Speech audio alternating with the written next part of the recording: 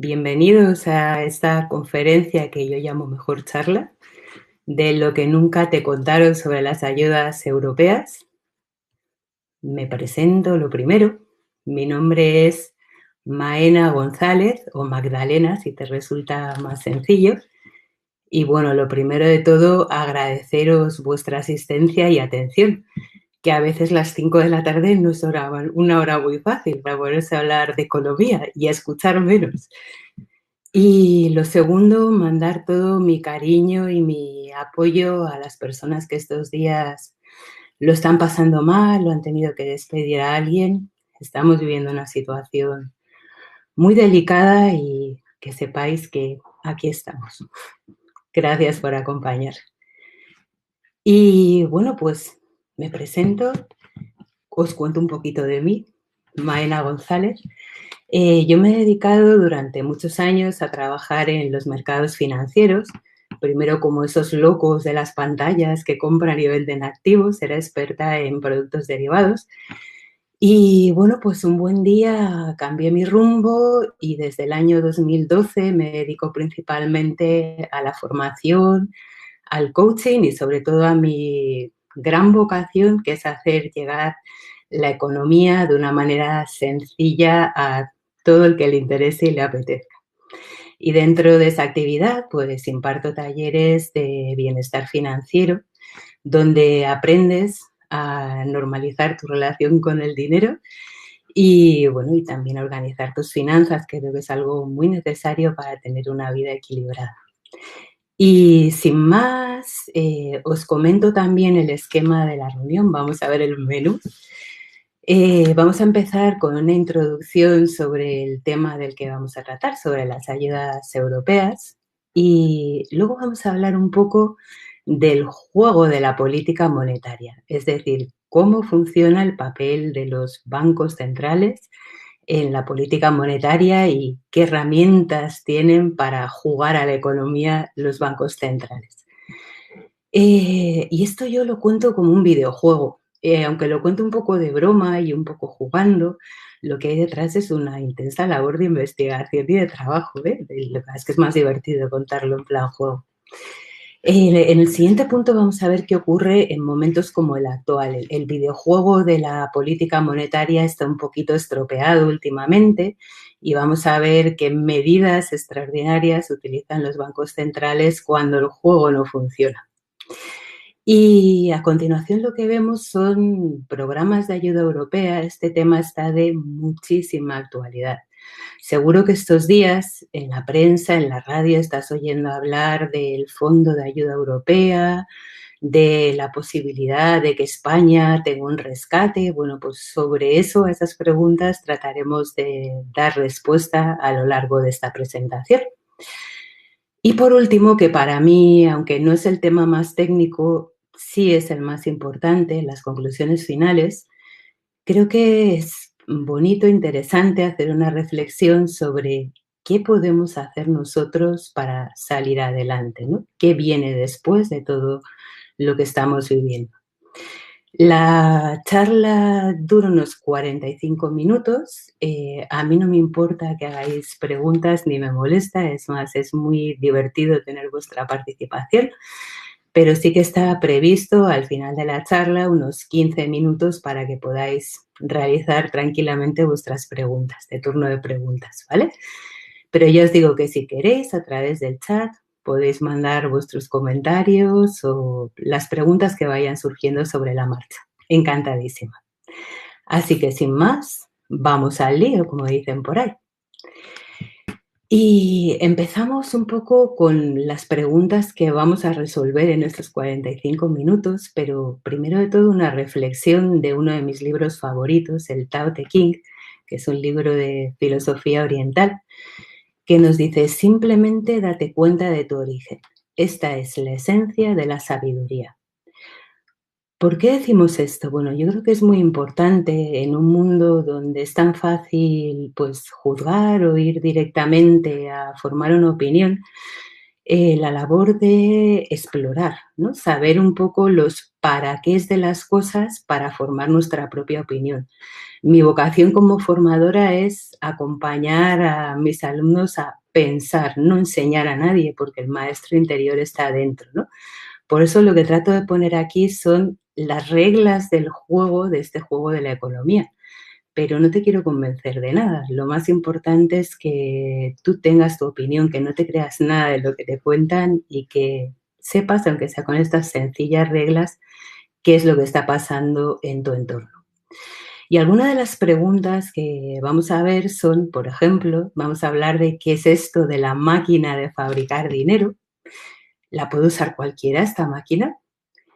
Y temas de muchísima actualidad como quién presta dinero a España en estos programas de ayuda de los que estamos oyendo hablar, qué es esto de los coronabonos que están todo el día en la prensa, en la radio, en la tele, cuáles son las condiciones cuando Europa nos presta dinero y, por último, si es verdad que Europa acabará interviniendo a España. Si ese es el motivo por el que estás viendo la presentación, no me he traído la bolita mágica.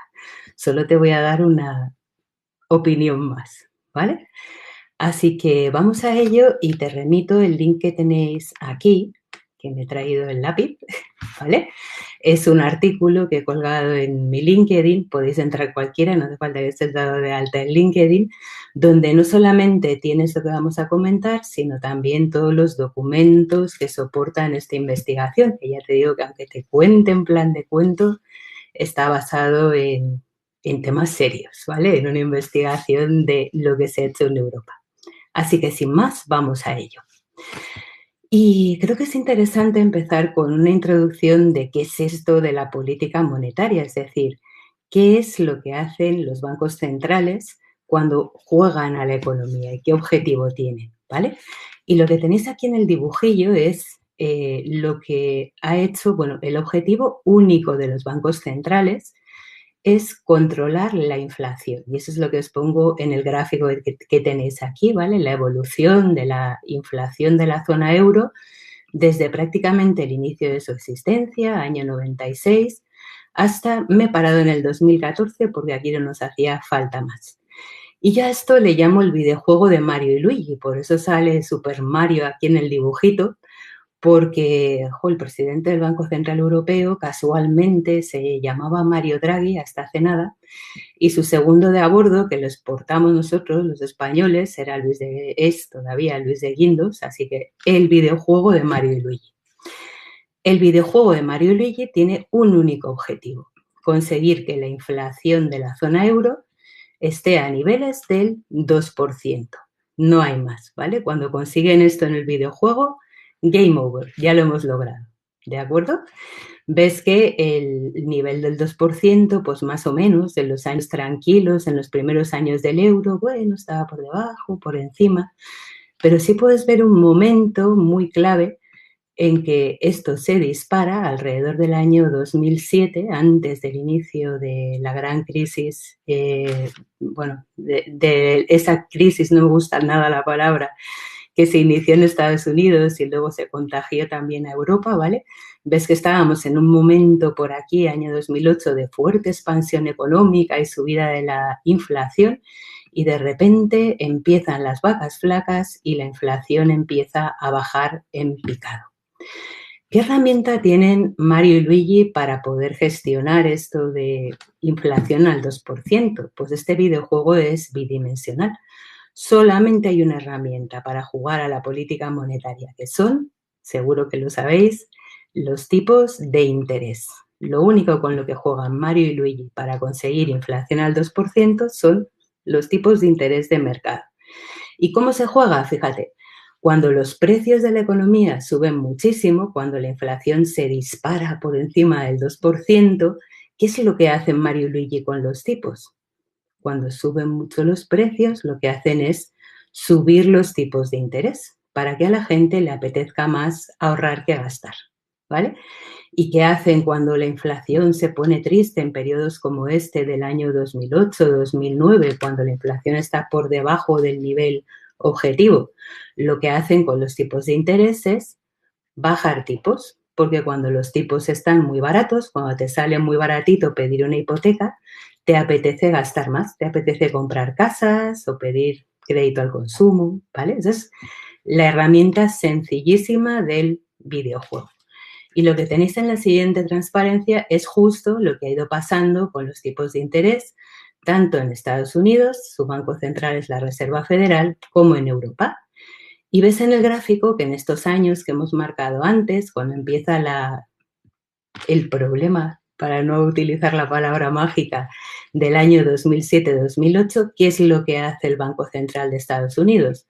Empieza a bajar como un loco, voy a pintar en azul, los tipos de interés y además lo hacen de golpe. Los americanos son siempre muy decididos, ¿vale? Muy proactivos. Y el Banco Central Europeo, pues veis que empieza la problemilla del año 2008 y empieza también a bajar tipos de interés rabiosamente, aunque mucho más despacio que los americanos y en mucho más tiempo. Veis que aquí hasta llegar a los tipos al 0%, pues tardamos unos cuantos años más que Estados Unidos, ¿vale? Pero al final llegamos al mismo punto, llegamos a tipos de interés al 0% aquí en el año 2013. ¿Y qué se esperaría? Si ya han bajado los tipos de interés hasta el subsuelo, al 0%, ya no se pueden bajar más. Lo que se espera es que la economía se recupere, se anime, ¿no? Que empiece a ponerse contenta, empiece a subir la inflación. Pero ¿qué va?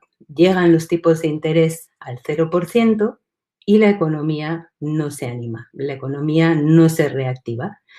¿Y entonces qué hacen Mario y Luigi viendo que sus herramientas del videojuego no funcionan?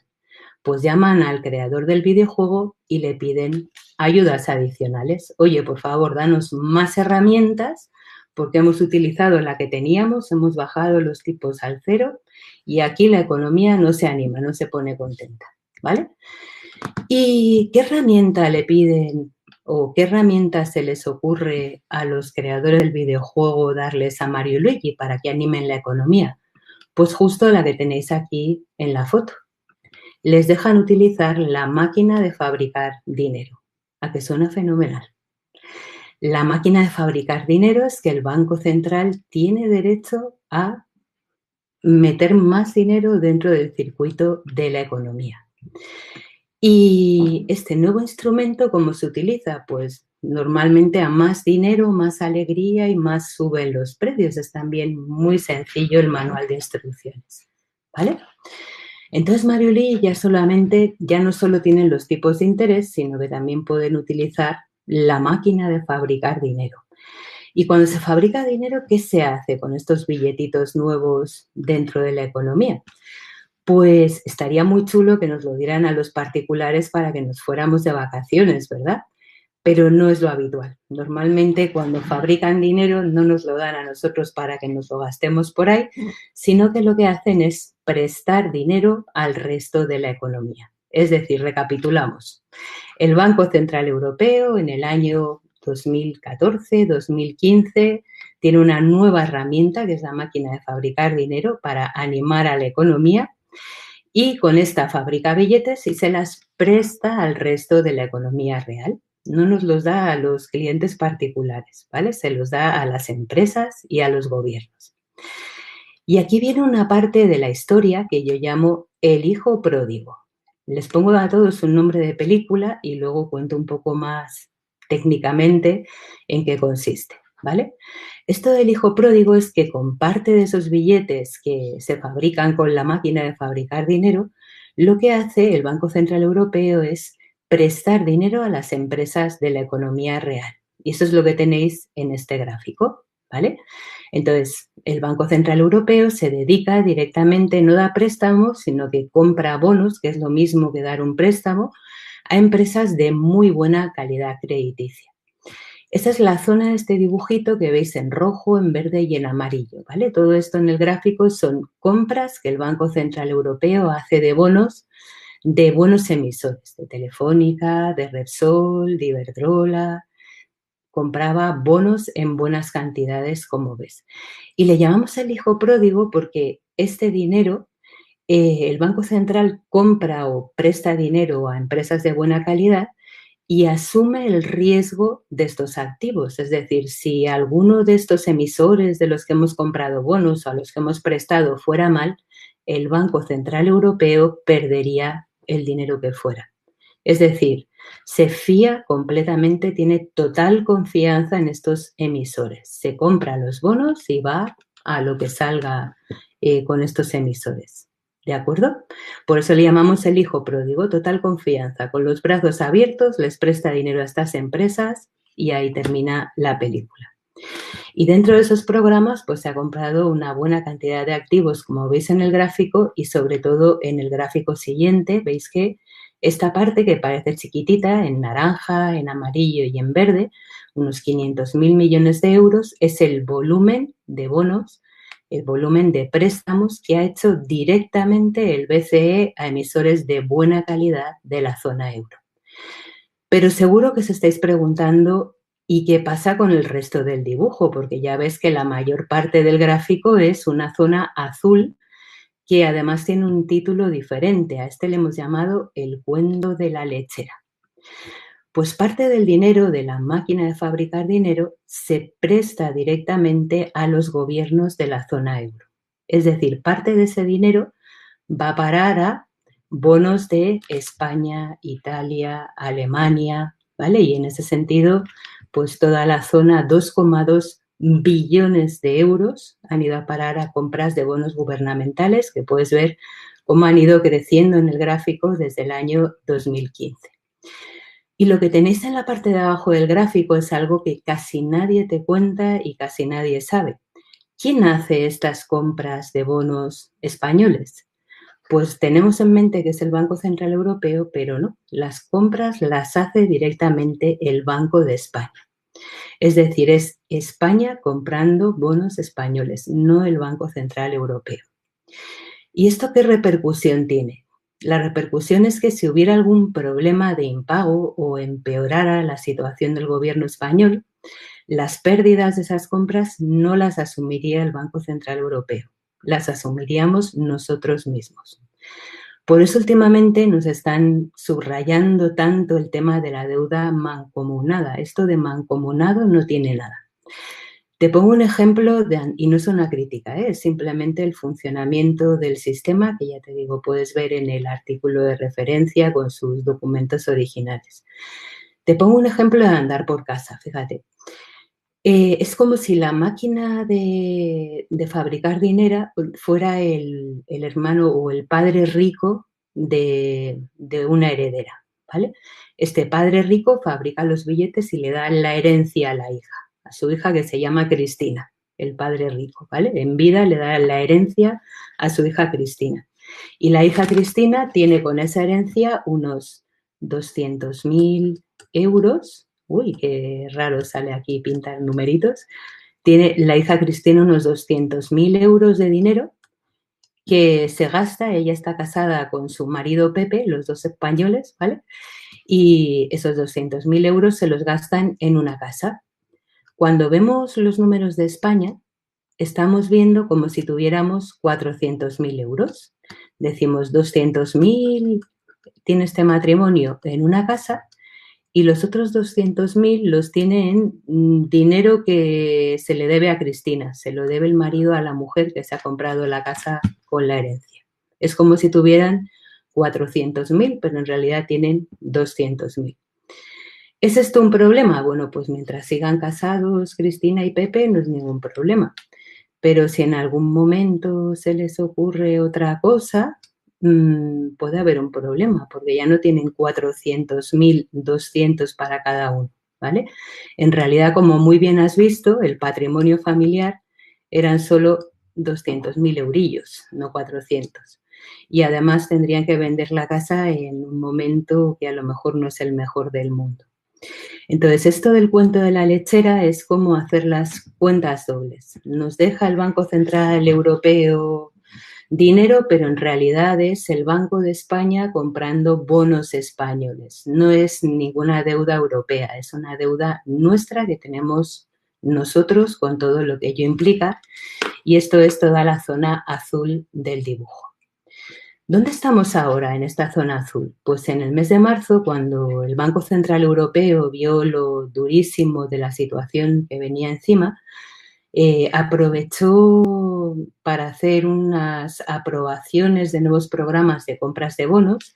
En total aprobó compras de bonos por 750.000 millones más.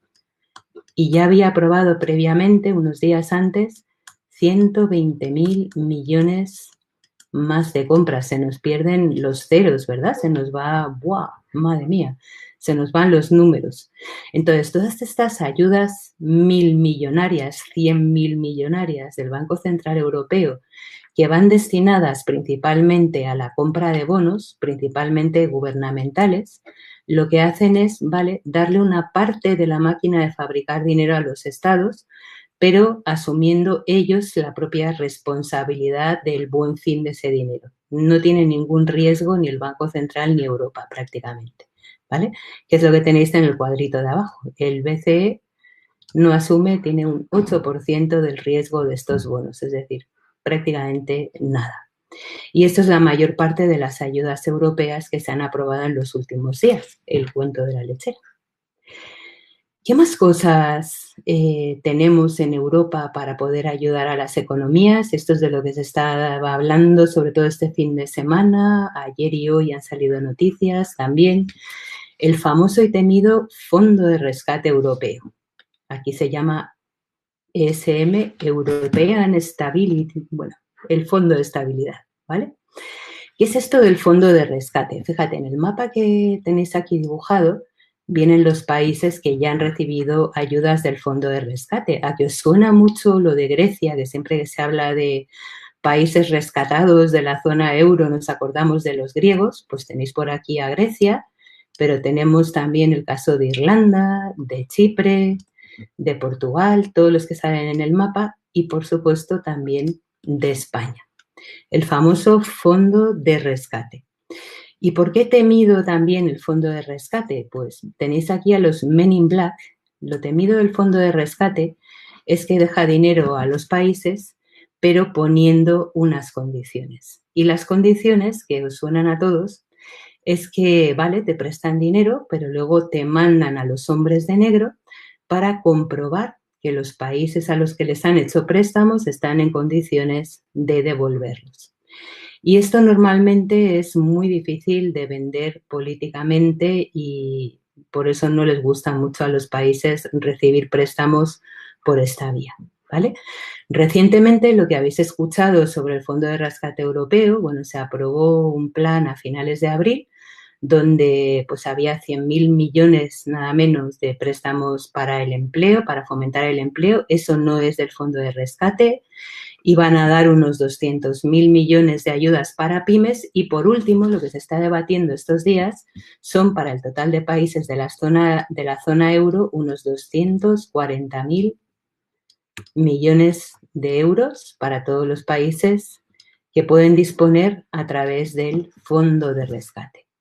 Pero cuando nos hablan de este Fondo de Rescate pensamos en los hombres de negro y decimos, uy, yuyu, esto no nos gusta, ¿vale? Por eso a esta película le hemos llamado El Mercader de Venecia, porque al igual que en la famosa obra de Shakespeare, te prestan, pero no es gratis. A cambio, en El Mercader de Venecia, el famoso Silo, que el judío pedía una libra de carne, de nada menos, del señor al que le había prestado, del mercader Antonio. ¿Y aquí qué es lo que pide el mecanismo, el fondo de rescate? Bueno, pues fíjate, lo que dan ellos son préstamos para cubrir necesidades financieras, como hicieron con Grecia, préstamos e inyecciones de capital en instituciones financieras. Esto es lo que hicieron en España. Nos prestaron 41.000 millones para rescatar a la banca en el año 2012. Préstamos, bueno, compras también en el mercado primario y secundario de deuda y también líneas de crédito para poder usarse en el caso de necesidad, ¿vale? Esto es lo que ellos ofrecen. Y a cambio, ¿qué es lo que piden los hombres de negro? Bueno, ellos lo que firman, cuando te presta este mercader de Venecia, firman lo que se llama un MOU, Memorandum of Understanding, memorándum de entendimiento, donde ponen a los países una serie de restricciones para asegurarse de que te pueden devolver el dinero. Y las restricciones suenan muy mal políticamente, se llama política de austeridad. Pues en el caso de Portugal, contracción del sector público, racionalización de duplicidades de gasto entre regiones. Por ejemplo, el tema de las pensiones, tanto en Grecia como en Portugal, se recortaron considerablemente. Entonces, políticamente supone una serie de medidas que son muy duras de aceptar y afectan a los sectores más vulnerables de la economía. Muy difícil de vender políticamente. Por eso se llama el mercader de Venecia. ¿En qué parece que va a terminar esta historia del fondo de rescate? Bueno, pues el final de esta historia, estas son las restricciones del MOVE, es todo lleno de señales de prohibido, stop, cuidado, no queremos, ¿vale? Te ponen una serie de prohibiciones para prestarte el dinero, para asegurarte de que tú no te escapas de devolvérmelo, ¿vale? Y fíjate que para evitar esto del mecanismo de rescate, lo que España y otros países de la zona sur de Europa nos llaman, habían pedido al Fondo de Rescate Europeo son los famosos coronabonos.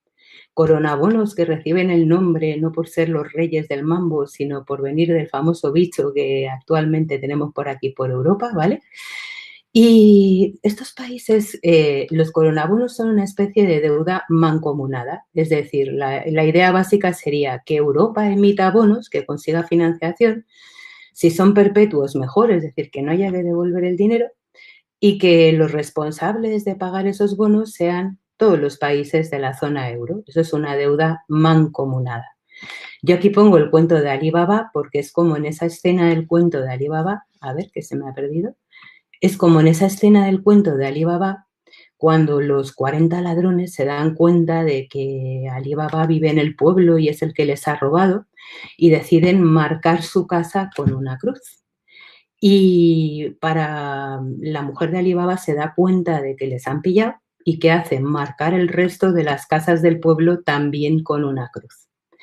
Eso es una deuda mancomunada, porque ¿qué puede pasar? Que los 40 ladrones vuelvan y decidan ir a por todo el pueblo, mal asunto, o que desistan de su intento de matar al que les ha robado sus riquezas, ¿vale? Eso es deuda mancomunada. Lo que está pasando con esto es que es muy difícil que salga adelante, es decir, Europa del Norte, los países más austeros en el cumplimiento de los objetivos europeos, no van a dejar que marquemos su casita con una cruz. Y eso es lo que tenéis en estos dos gráficos, ¿vale? Veis, por ejemplo, en términos de deuda pública sobre el PIB, uno de los objetivos principales de la zona euro, los países que están aquí en rojo son los que están pidiendo este tipo de deuda y son justo los que salen más feos en la foto de deuda sobre el PIB. Los españoles, perdón que salga tan chiquitito, estamos por aquí, también bastante altos en número de deuda pública, bastante altos de endeudamiento. Y lo mismo ocurre con los datos de déficit sobre el PIB. Aquí estamos los terceros en la cola. También los países en rojo son los que están pidiendo esto de la deuda mancomunada, pero tiene pinta que no va a colar y tiene cierto sentido. Claro, no se quieren arriesgar a asumir los números de los países que no han cumplido, nuestros compañeros de la zona norte de Europa. Yo no defiendo ni critico, pero lo veo así. Así que, ¿cómo termina esta historia o cómo parece que va a terminar? Esto lo sabremos alrededor del 15 de mayo, que es la siguiente reunión del Eurogrupo, pero yo os pongo aquí que lo que parece que van a acordar es que los Men in Black se queden en casa, ¿vale? Han llegado a una especie de acuerdo para hacer préstamos blandos por esos 240.000 millones que comentábamos antes, pero sin hombres de negro. Lo que pasa es que, aunque no ponen hombres de negro, sí que van a poner una serie de requisitos fiscales si queremos recibir esos préstamos, ¿vale?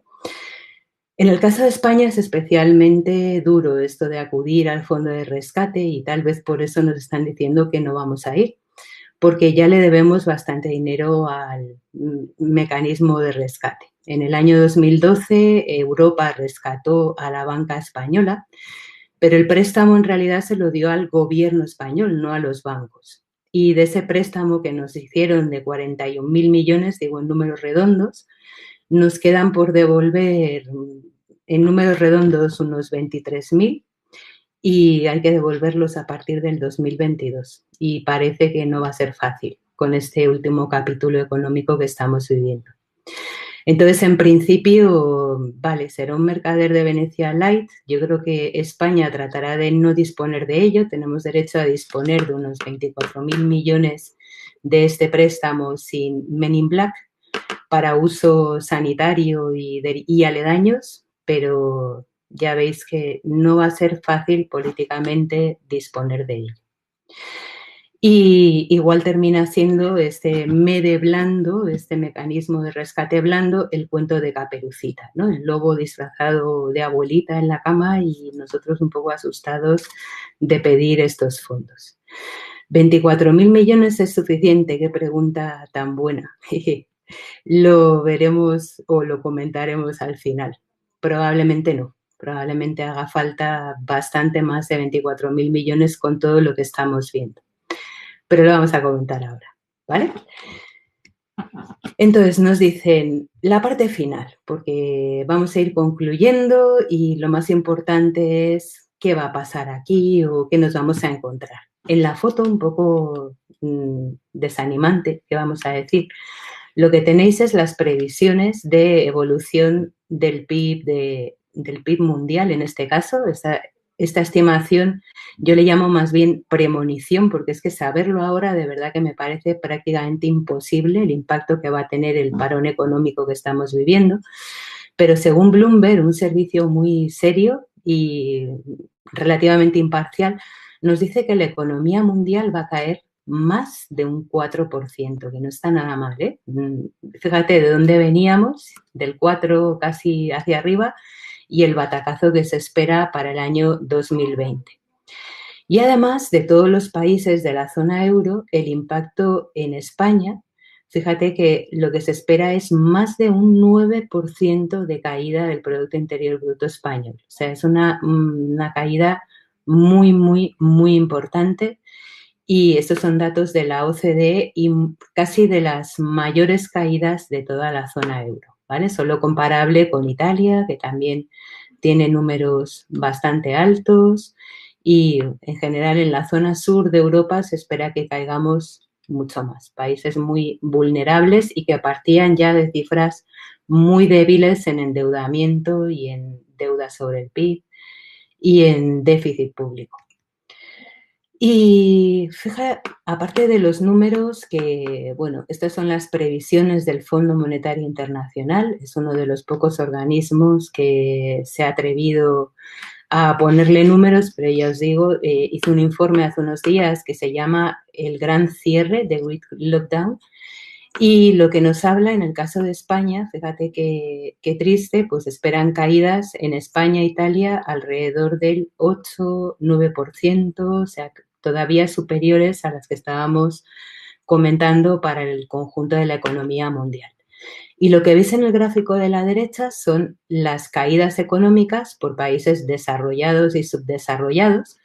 Y veis que la zona roja, que son los países emergentes, pues van a tener menor caída y probablemente más fácil recuperación que nosotros, porque también han tenido menos impacto en todo este movimiento económico, ¿vale?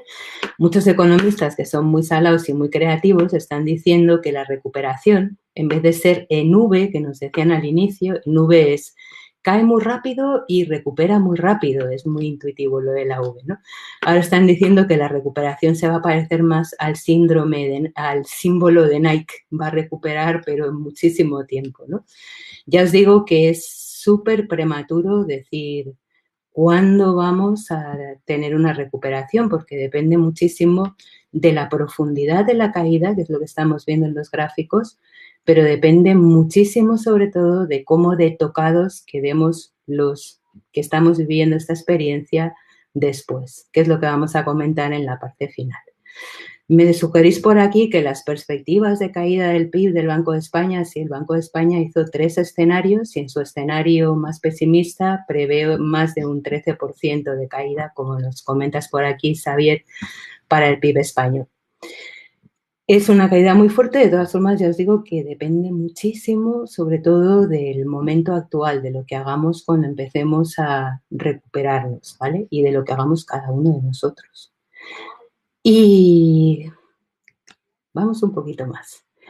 Estos graficuchos que ponemos los economistas tan chiquitajos, ¿vale? No me voy a entretener mucho en ellos, pero muchos preguntáis, oye, Maena, ¿es ya el momento de comprar bolsa? Y yo te diría, pero es una opinión más, ya te digo, no me creas, creo que no, ¿vale? Lo que tenéis aquí en la primera parte es la caída que han tenido los bonos y las bolsas en la parte de abajo en los países desarrollados, en los países avanzados, y veis esto es subida de tires, bajada de precios, lo mismo, ¿vale? En el caso de los bonos, fijaos lo que diríamos coloquialmente el batacazo que llevan, y en el caso de la bolsa no está nada mal. Y, uy, ¿qué ha pasado? Perdón, ¿eh? Ay, se me ha ido aquí. No sé qué ha pasado. Un segundito, ¿vale? Que he perdido la pantalla. Ay. Vale, he vuelto. Vale, entonces, el momento, no sabemos cuándo veremos la señal, pero está claro que para mí por lo menos que ahora mismo no es. O sea, veis que los mercados cuando caen han recuperado un poquito de la caída. Incluso hay mercados como el Nasdaq en Estados Unidos que está por encima de los niveles que tenía en febrero, pero yo no me fiaría mucho. Y lo mismo ha ocurrido en los países emergentes con las bolsas y con los bonos, ¿vale? Llevan una caída fortísima, no hay ninguna señal visible de recuperación, quiero decir, se recuperarán, pero yo soy una inversora sensata y prefiero esperar a tenerlo claro y que otro gane el primer euro, el segundo y hasta el 10º. Pero yo ahora mismo no me arriesgaría, ¿vale? Los mercados tienen una pinta muy peligrosa. Por último, hemos dicho, fíjate, la recuperación depende muchísimo de qué ocurra, cómo de profunda sea la caída, lo que sepan hacer los gobiernos para ir recuperándose, pero tiene que ver muchísimo con nosotros. Y en eso sí que podemos hacer cosas, es lo que te pongo en la parte final, ¿vale? Entonces, hay como 5 puntos que yo creo que son claves a nivel micro, yo conmigo mismo. Lo primero es el impacto del miedo. ¿Cómo vamos a salir nosotros de lo que hemos vivido, ¿vale? El miedo sobre las personas tiene como un doble impacto. Al principio te puede producir activación, ¿no? Te apetece hacer cosas, te puede producir también parálisis. Es algo que podemos gestionar cada uno de nosotros. A mí esta temporada me ha sentado bien y sé que cuando vuelva a salir a la calle va a haber muchas cosas que me van a costar muchísimo. Me voy a encontrar un mundo lleno de normas que no me van a gustar y que me va a costar adaptarme, ¿vale?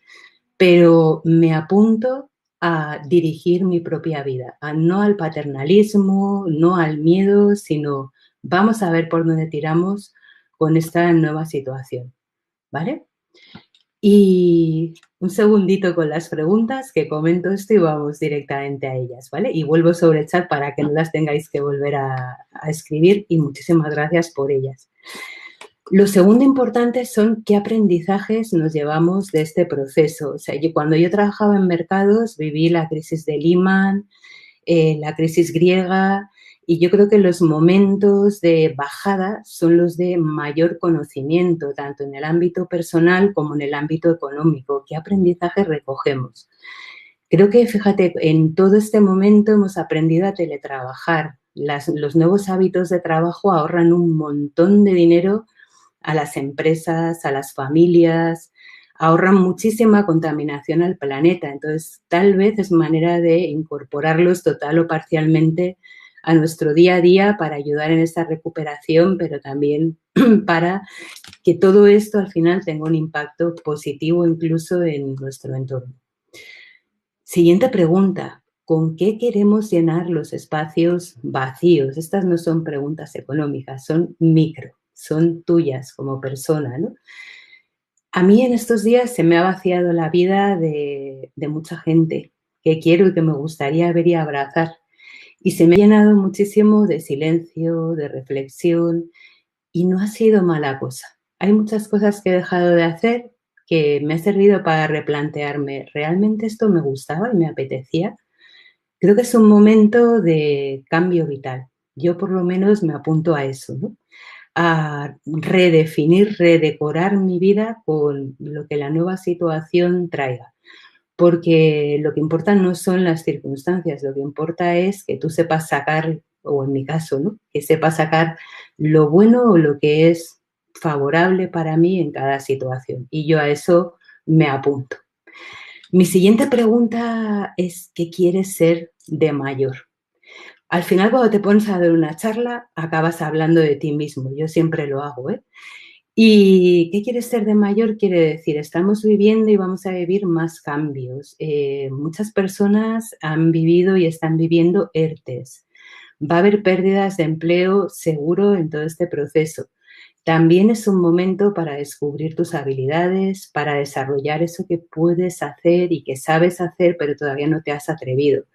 Yo te invito a explorarlo porque es una forma de salir de cualquier situación, ¿no? Descubrir qué más sabes hacer.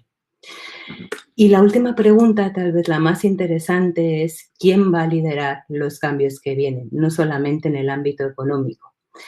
Y yo apunto a un líder tipo Nelson Mandela en la película Invictus, ¿no? Esos líderes que son capaces de ser capitanes de su alma y dueños de su vida, de predicar con el ejemplo, ¿no? De dirigir con honestidad a las personas hacia pensamientos nutritivos en vez de juicios destructivos. Tal vez estamos viviendo el nacimiento de un nuevo liderazgo que tanto buscan las escuelas de coaching y yo me apunto a buscarlo. No sé quién tendrá nombres y apellidos en esta historia, pero yo me apunto a liderar mis propios cambios y los de todos los que os apuntéis a cambiar y adaptaros. Y con todo esto, aquí os dejo mis coordenadas, pero voy a ir leyendo preguntas porque se me están acumulando y está muy feo no responder a lo que vais preguntando, ¿eh? Pero podéis ir escribiendo en el chat si queréis. Me decíais, Josep, que ¿qué opinas de ir comprando a plazos cuando estábamos hablando del tema de la bolsa? Es una práctica buena lo de ir entrando a poquitos, ¿vale? A medida que ves que el mercado se recupera, vas invirtiendo, pero una de las cosas creo que es importante en un momento de cambios tener, que es lo que han hecho muchos clientes, una cantidad importante de dinero en liquidez. Intentar no tener invertido lo que puedes necesitar a medio plazo. A medio plazo yo le llamaría los próximos 6 meses. ¿Que luego quieres ir probando en bolsa? Bueno, hay un índice, un indicador, que los economistas somos muy traviesos, que se llama Fear and Greed, como miedo y codicia, que se lo inventaron los de la CNN, que te dice como el grado de peligroso que está el mercado. Y este indicador al principio de marzo tocó niveles de 2, que quiere decir máximo peligro, cuando está a niveles de 100 es máxima codicia, ¿vale? Ahora mismo está como en 45, te está diciendo, hombre, ya va teniendo buena pinta esto. Yo por mi experiencia, pero igual soy demasiado miedosa, creo que puede volver a darnos sustos a medio plazo. Cuando se empiecen a publicar los números macroeconómicos, puede haber malas noticias que pueden traer más caídas del mercado. Pero ya te digo, es una opinión más, ¿eh? No te quiero convencer. Poco a poco, en cualquier caso, es buena idea. Nos dice Enrique que la caída de la bolsa, las americanas están en V. Ahora las vemos, ¿eh? Han recuperado un poquito, pero VV, y están recuperando con volumen. Y el volumen, es verdad, confirma la evolución del precio normalmente. Lo comento para que profundices tu opinión. A mí me sorprende la recuperación, ya que en intensidad y tiempo no cumple la historia de los mercados americanos. En términos generales, los mercados son muchísimo más rápidos que la economía. Si te fijas en la crisis del 2008, empezaron a recuperar, o sea, en el año 2008 o 2009 ya hubo una fortísima recuperación, volvió a haber una caída y especialmente la bolsa americana es muy activa en ello. Fíjate que en Estados Unidos han dado cifras de paro de 20 millones de parados, su paro se ha ido del 3 al 14%, ahí es nada, o sea, son cifras descomunales, quiero decir, Los indicadores macroeconómicos no acompañan nada a esta recuperación en V. Pero ¿qué es lo que está pasando? La Reserva Federal, su Banco Central, ha dicho que no lo que dijo Mario Draghi aquí en su día de haré todo lo que sea necesario, sino que es que lo está haciendo, está inyectando billones de dólares en el sistema y está comprando incluso bonos de baja calidad crediticia, lo que llamamos bonos basura, cosa que también está estudiando el Banco Central Europeo. Creo que parte de la recuperación viene por ahí, por el fortísimo apoyo que está dando el Banco Central a todos los jugadores de la economía. Pero también creo, intuyo que esa medida de papá Banco Central ayudando a los jugadores de la economía está un poco agotada. O sea, no sabemos qué alcance puede tener. Por eso yo os recomiendo esperar y ver. Todas estas ayudas de compra de bonos que está haciendo la FED, de compra de bonos de baja calidad, de bonos basura, se han hecho antes, estaban los balances ya triplicándose y cuadruplicándose antes de todo este problema y no sabemos hasta qué punto esto puede tener un alcance como para recuperar la economía. Por eso yo te diría que, vale, puede haber una V temporal, pero que yo que soy bastante sensata no me fiaría, pero ya te digo, es una opinión más, ¿eh?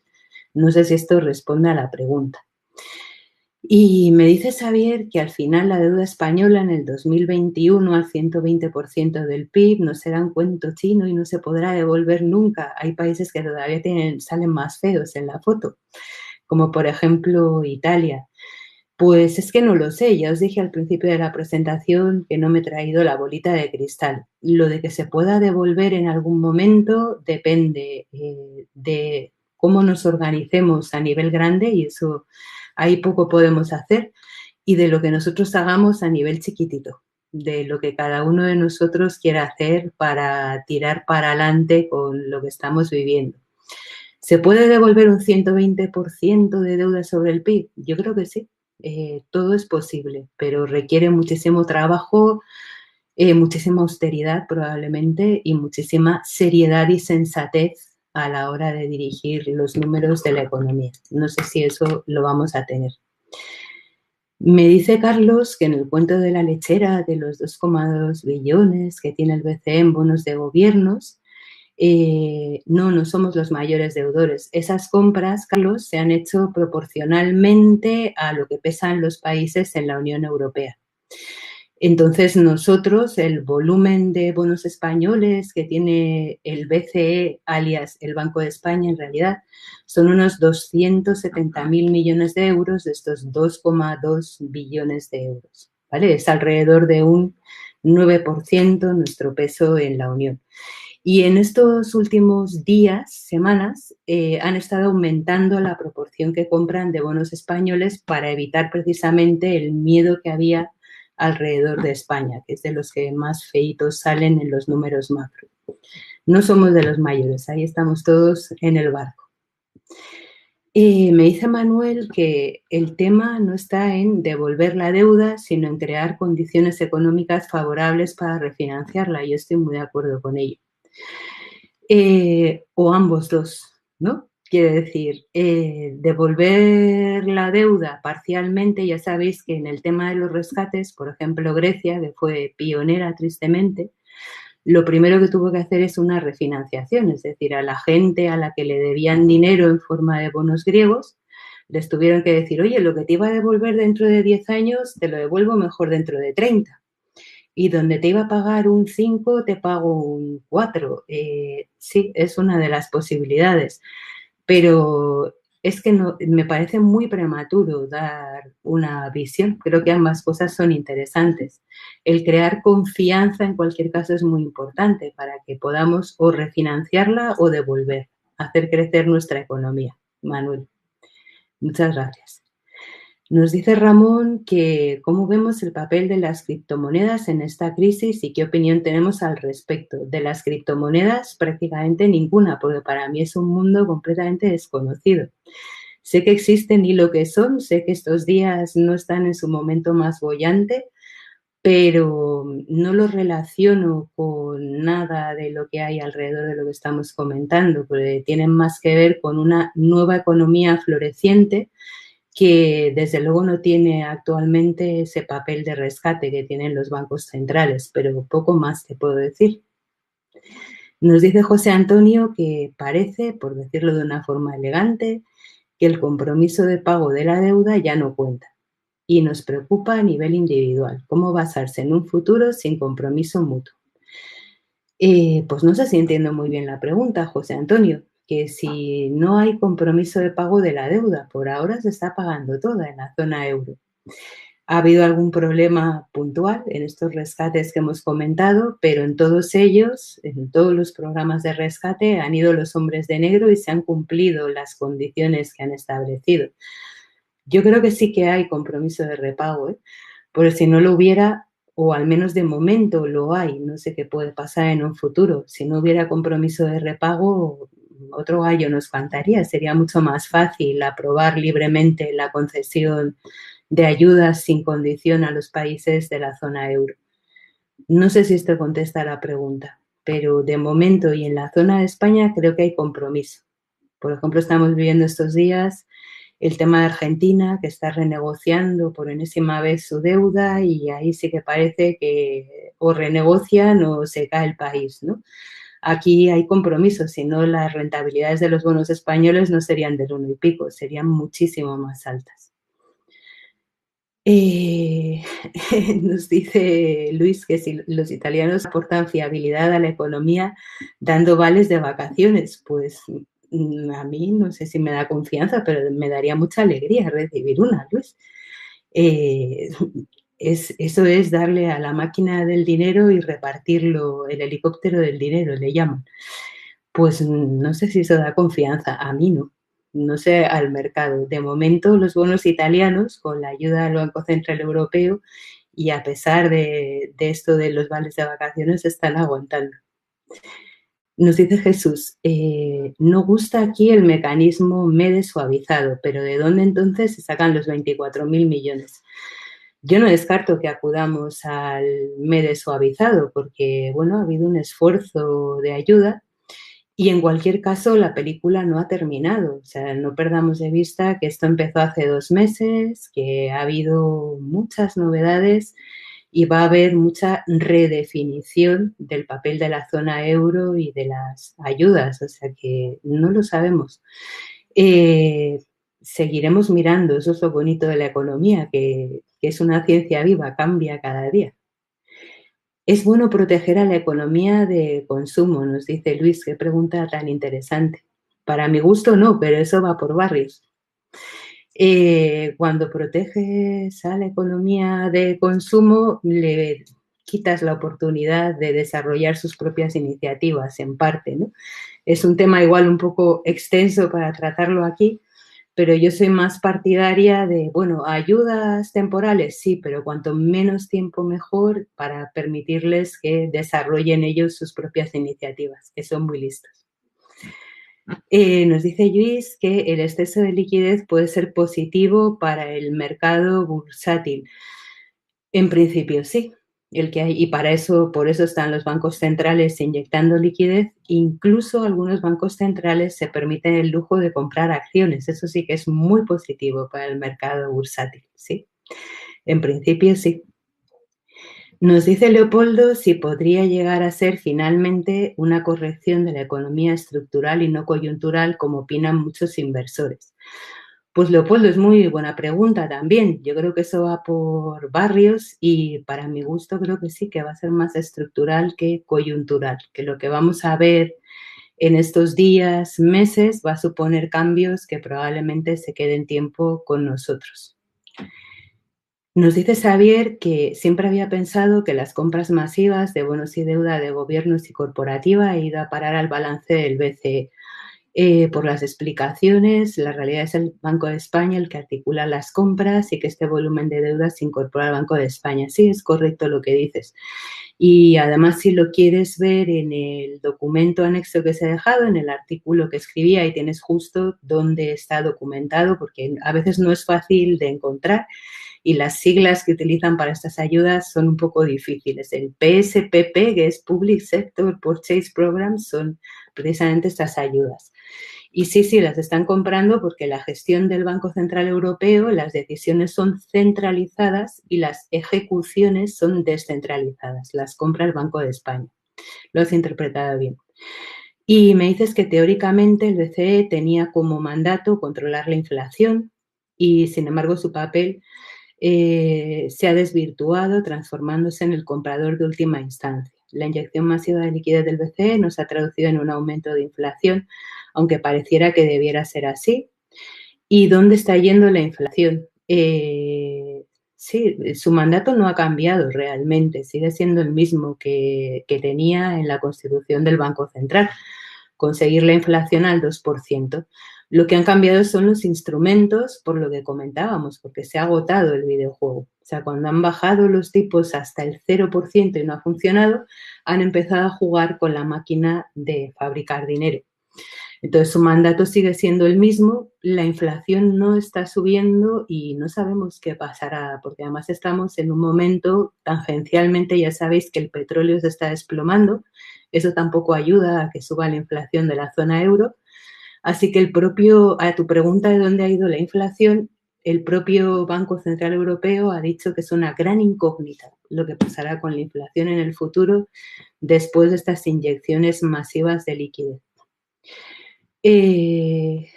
No sé, a la siguiente burbuja de deuda ha ido, pues burbuja hay, o sea, es una pasada la cantidad de bonos gubernamentales y el volumen de los bancos centrales.